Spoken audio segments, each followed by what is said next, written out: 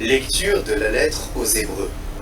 Frères, Melchisédek était roi de Salem, prêtre du Dieu très haut. Il vint à la rencontre d'Abraham quand celui-ci rentrait de son expédition contre les rois. Il le bénit, et Abraham lui remit le 10e de tout ce qu'il avait pris. D'abord, Melchisédek porte un nom, qui veut dire roi de justice. Ensuite, il est roi de Salem, c'est-à-dire roi de paix. Et à son sujet, on ne parle ni de père, ni de mère, ni d'ancêtre, ni d'un commencement d'existence, ni d'une fin de vie. Cela le fait ressembler au Fils de Dieu. Il demeure prêtre pour toujours. Les choses sont encore beaucoup plus claires si un autre prêtre se lève à la ressemblance de Melchisédek et devient prêtre. Non pas selon une exigence légale de filiation humaine, mais par la puissance d'une vie indestructible. Car voici le témoignage de l'Écriture. Toi, tu es prêtre de l'ordre de Melchisédek pour l'éternité.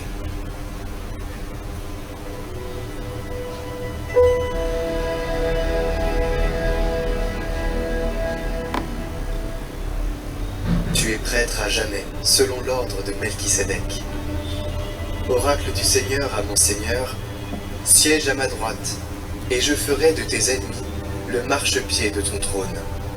De Sion, le Seigneur te présente le sceptre de ta force. Domine jusqu'au cœur de l'ennemi. Le jour où paraît ta justice, tu es prince éblouissant de sainteté. Comme la rosée qui naît de l'aurore, je t'ai engendré.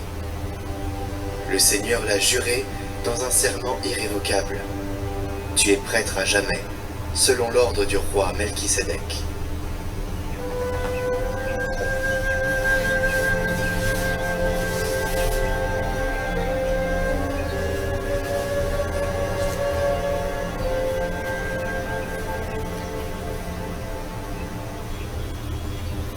Évangile de Jésus-Christ selon saint Marc. En ce temps-là, Jésus entra de nouveau dans une synagogue. Il y avait là un homme dont la main était atrophiée. On observait Jésus pour voir s'il le guérirait le jour du sabbat. C'était afin de pouvoir l'accuser. Il dit à l'homme qui avait la main atrophiée, « Lève-toi, viens au milieu. » Et s'adressant aux autres, « Est-il permis le jour du sabbat de faire le bien ou de faire le mal, de sauver une vie ou de tuer ?» Mais eux se taisaient. Alors, promenant sur eux un regard de colère, navré de l'endurcissement de leur cœur, il dit à l'homme, « Étends ta main. » Il l'étendit, et sa main redevint normale.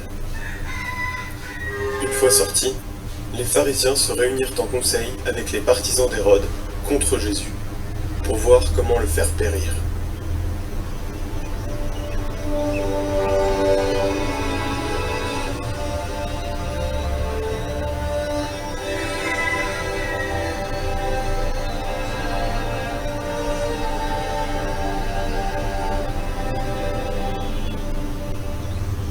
Imaginez un personnage qui apparaît dans la Bible comme une énigme.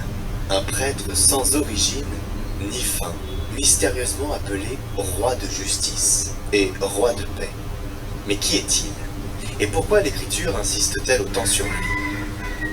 Melchisédek n'est pas juste une curiosité biblique, il révèle quelque chose d'essentiel sur Jésus-Christ et sur notre foi.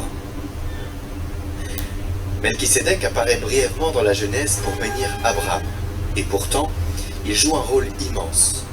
Pourquoi? Parce qu'il est une préfiguration de Jésus. Comme lui, Melchisédek est à la fois roi et prêtre. Mais contrairement aux prêtres juifs issus d'une lignée humaine, Melchisédek est présenté comme un prêtre choisi directement par Dieu. Son nom, roi de justice, et son titre, roi de paix, nous conduisent directement au Christ. Jésus accomplit cette image en devenant le prêtre éternel, qui par son sacrifice réconcilie le monde avec Dieu et instaure une paix durable. Dans l'Évangile, Jésus guérit un homme le jour du sabbat. malgré l'opposition des pharisiens. Ce geste nous montre que son sacerdoce est entièrement tourné vers la vie et la miséricorde, comme l'écrit sainte Faustine. Jésus est un prêtre dont la miséricorde dépasse tout. Même une goutte de sang aurait suffi pour acheter le monde. Mais Jésus n'a pas versé qu'une goutte, il a donné tout son sang, tout son être. Pourquoi ? Parce que l'amour de Dieu n'a pas de limite. Ce même amour est offert à chacun de nous, non pas à cause de nos mérites, mais parce que Dieu est miséricorde. Alors aujourd'hui, Melchisédek nous invite à sortir de notre logique humaine pour entrer dans celle de Dieu. Parfois nous pensons que nous devons tout mériter, l'amour de Dieu, son pardon, ses bénédictions, etc. Mais Jésus, le prêtre, selon l'ordre de Melchisédek, nous rappelle que tout est don. Tout ce qu'il attend, c'est que nous fassions un pas de confiance. Alors aujourd'hui, regardons ce prêtre éternel qui a donné sa vie pour nous, et ouvrons-lui nos cœurs, laissons-nous toucher par sa miséricorde. Il nous a rachetés de son sang, sans limite, et devenons, à notre tour, des témoins de cet amour qui sauve. Des témoins, chers frères et sœurs, c'est des personnes qui témoignent. Amen.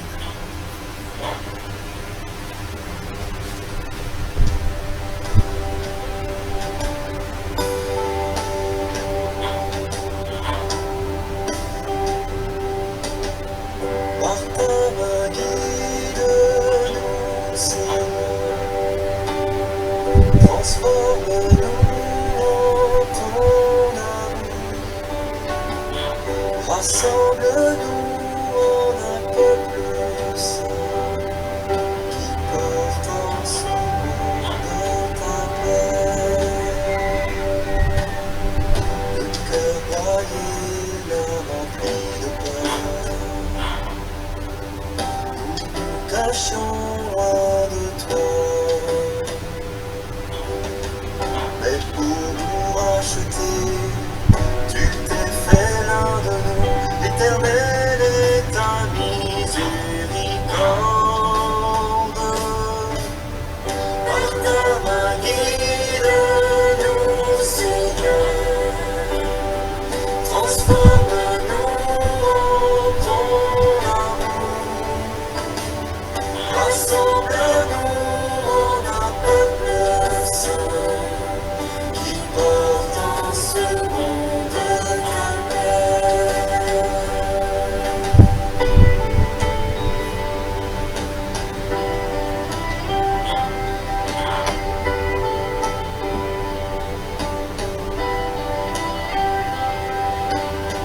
Tu as porté nos péchés, Seigneur,